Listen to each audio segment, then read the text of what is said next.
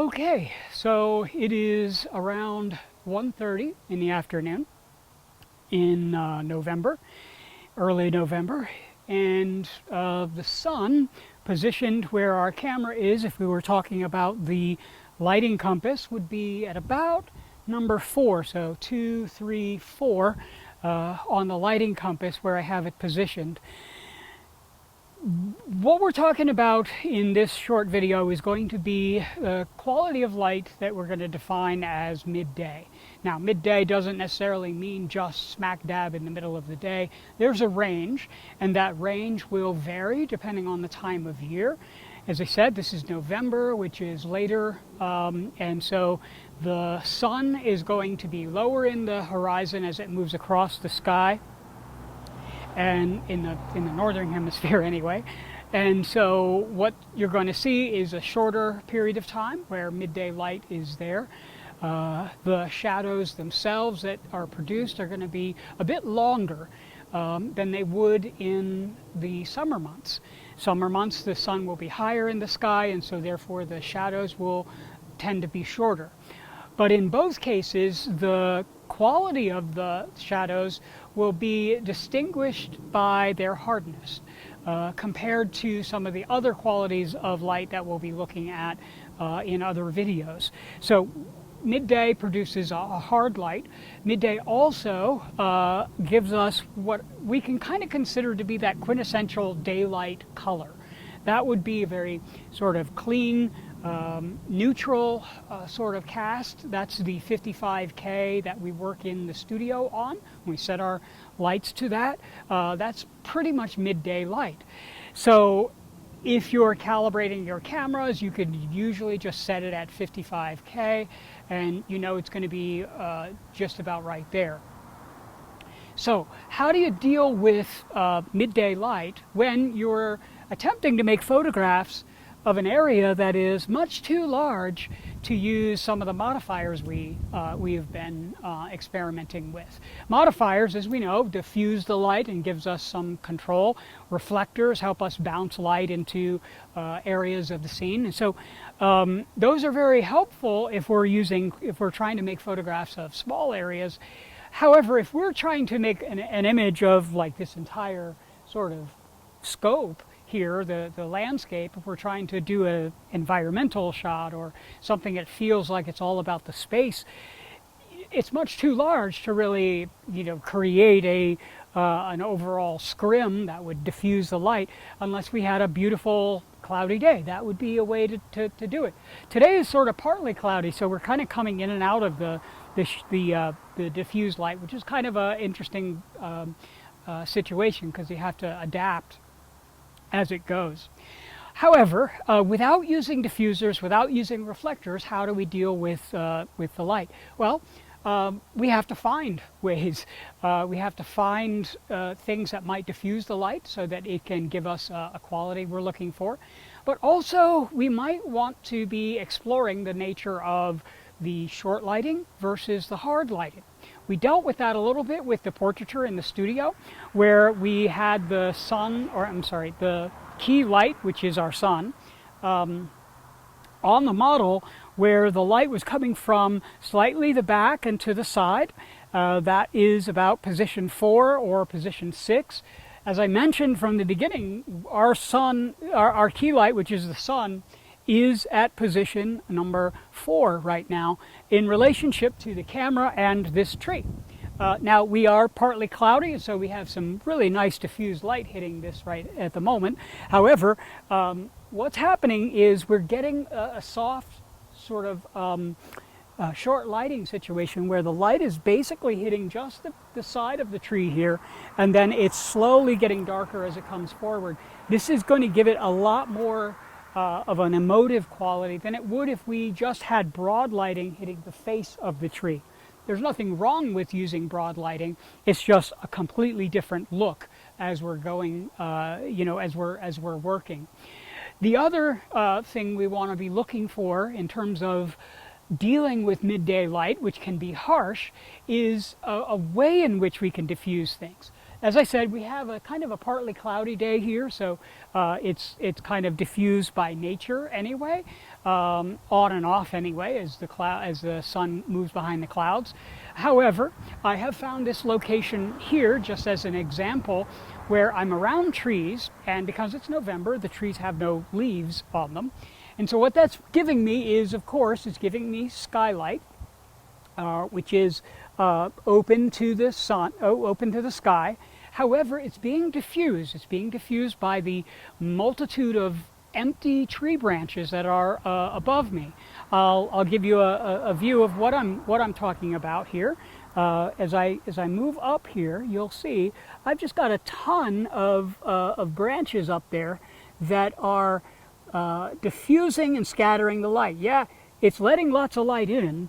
However, it is helping me because it is scattering the light just a bit, allowing me to not have such a harsh scenario to be working with. So that's the other thing, is to look for areas that might act as a natural diffuser, like trees or some other kind of natural object that will help diffuse the light a little bit as you go.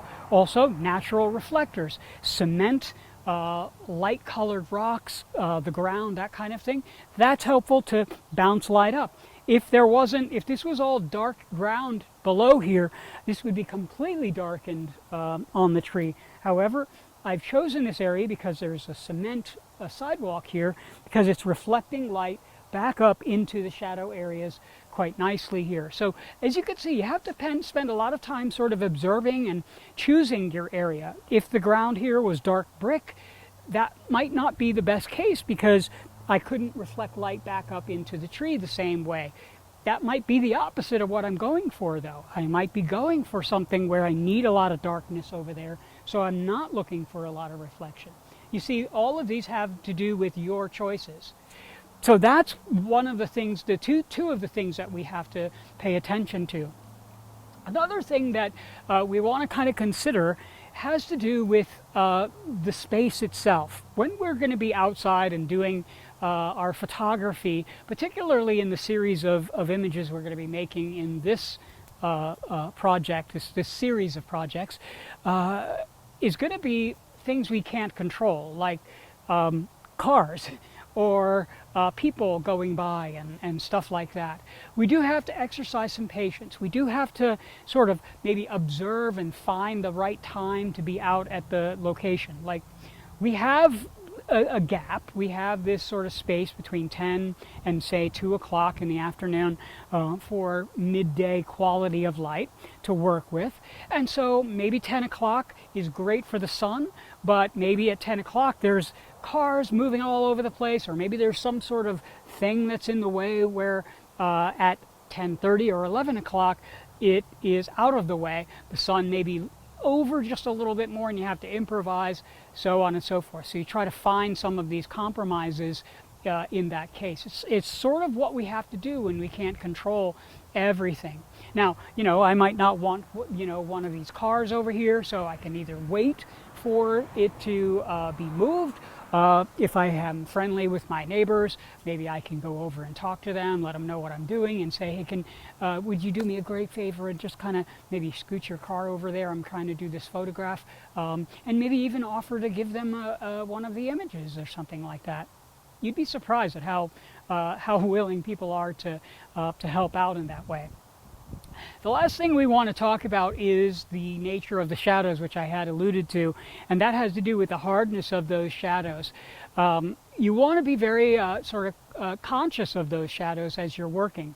As I said, this is a relatively partly cloudy afternoon that I'm working on, which is really ideal for midday because, as you can see, I'm getting a very sort of soft and diffused lighting here. I don't have a whole lot of harsh shadows here at all going on, because the clouds are acting as a beautiful scrim, or acting as a beautiful diffuser right there for me. this is an excellent thing, especially when it is partly cloudy. It's not real dense, so it's not creating a muddy kind of look for you. There still is some direction to the light. However, it does give you this sort of softness where you're going to avoid the really harsh shadows. But when you do have those harsh shadows, you want to be very sort of aware of those, because those can get extremely deep, meaning they get very, very dark very, very quickly. Remember the three types of lighting that or three types of areas that we were talking about in terms of lighting.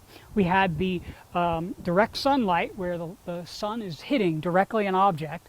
We had the open shade, which is where the sun is open to the sky. The area is open to the sky, but there is no direct sun hitting us. That's where I am right now, because the sun is over to that side, but it's being diffused by all of these trees, so I'm in open shade. The shadows, they could be considered deep shadow or deep shade.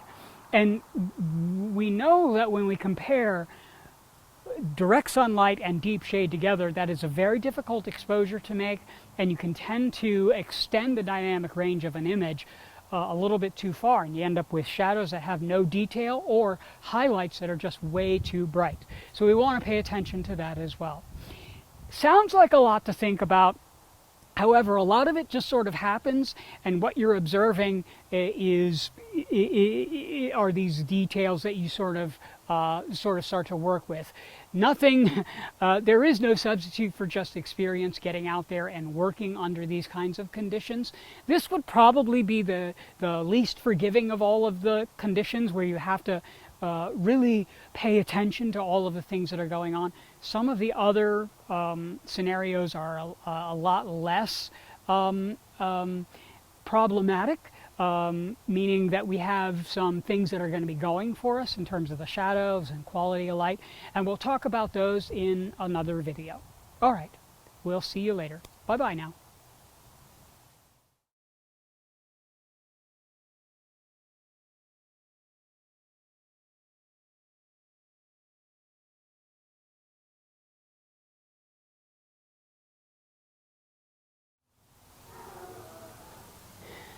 All right, well, here we are. It is somewhere around 4 o'clock or so, and we're working right now with what we would consider to be golden light. It's often called golden hour, but it's not really an hour.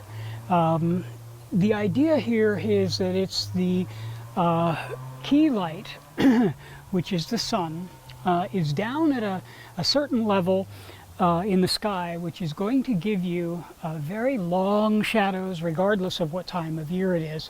It's right now November, and so we're going to get this type of light, this golden light, a little bit earlier, and then it's going to dissipate really fast. So it's maybe not even an hour that you'll get with these sort of very soft, long shadows. A warm cast usually in the evening, which is when it is now. And you can sometimes get a cooler cast if you're doing this kind of light in the morning when the sun is up. Now, what you're looking for is for the sun to be at a certain level in the sky. We talked a little bit about what midday is like. However, earlier in the day would be golden hour or golden light, and that would be usually somewhere in around 8 o'clock and earlier. So 8 o'clock to pretty much before sunrise, right at sunrise or so. So sunrise to about 8 o'clock. And then there's this middle point in which it's really difficult, depending on the type of day, time of year, where it's sort of transitioning from one type of light to another. And then you would have in the afternoon the same kind of idea. Somewhere around 3:30 or 4 o'clock this time of year, you start to have this light, and then by say 5 o'clock, this light will certainly be gone, maybe even earlier here in November. During the summer, you get a little bit longer because the days are longer. The sun is higher in the sky, but it still is a very fleeting type of quality of light. What you are looking for is the direct sunlight. The quality of light is diminished quite a bit when you have the diffused light, which is what I'm in. You can see it's very dark. It's all reflected. There's not a whole lot of a character because the intensity of the light is much lower. The sun is much lower in the sky, so the intensity is lower. So what we need is for the direct light to be hitting the scene. And as you can see here, we have a lot of contrast going on. We have some very bright highlights. You have the very dramatic looking light kind of coming from the side.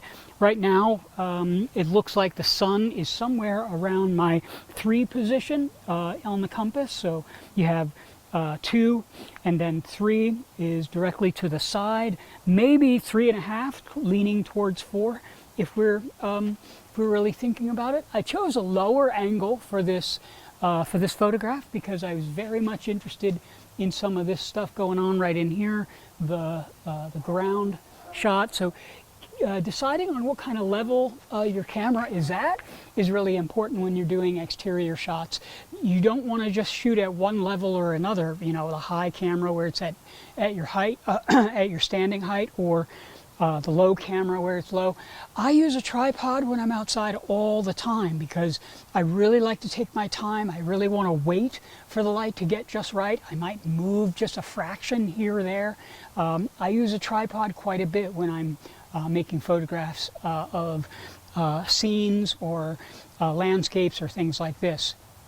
So we can see that the quality and the nature of the shadows, there's still a little bit of hardness to them, but they are definitely a lot softer than they would be if they were in the midday. They are certainly much longer than they would be, and they are definitely, there's more dramatic kind of coloration to it. You're going to get a greater difference between the shadows and the highlights. As you can see, I'm getting very, very dark now.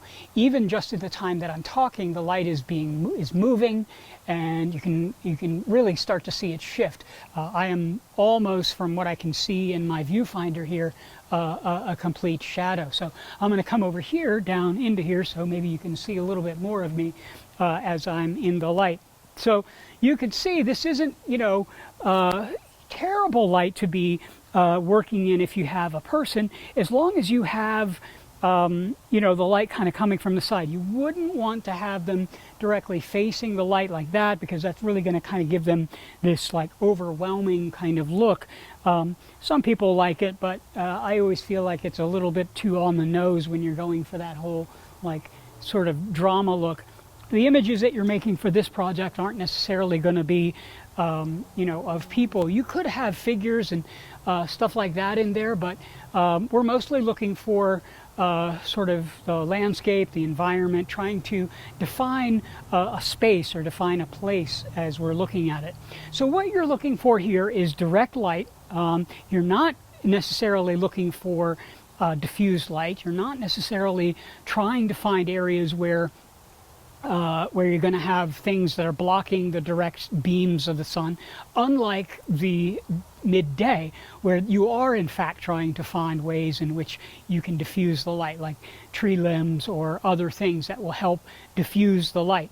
You won't get this quality, you won't even get this quality of light if it's cloudy out. So if you have a overcast, hazy day and it goes into the evening and afternoon and evening, this type of light just simply doesn't occur.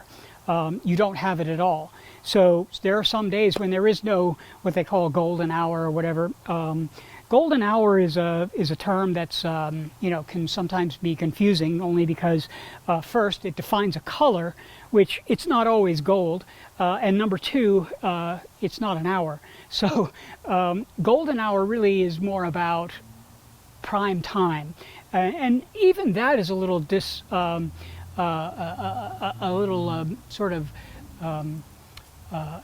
you know, not quite accurate, because this isn't the kind of light that everybody uses and not appropriate for every kind of scene that you ever want to do. That said, this is golden hour. This is what we're going to be working on for another one of the experiments in our Follow the Sun. And here it is. We'll be looking at some other light as we move forward. All right, bye now.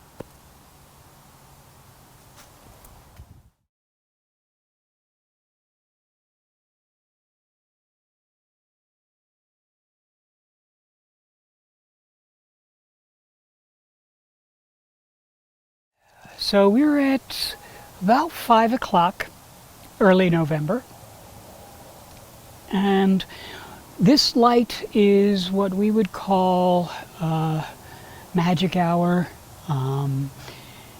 It also could be called at this time of day, which is where sunset is. We could call it dusk. This light is where the sun has definitely set. It is no longer above the horizon, it is below the horizon, and yet it is definitely the main light source still. In other words, it is still illuminating the sky, and it is still the primary light source. It's still our key light source. Artificial lighting has not really come into it and played a major part yet. There will be a point at which there is a balance that is struck between this fading light and artificial light that starts to come on. We'll talk about that in another video.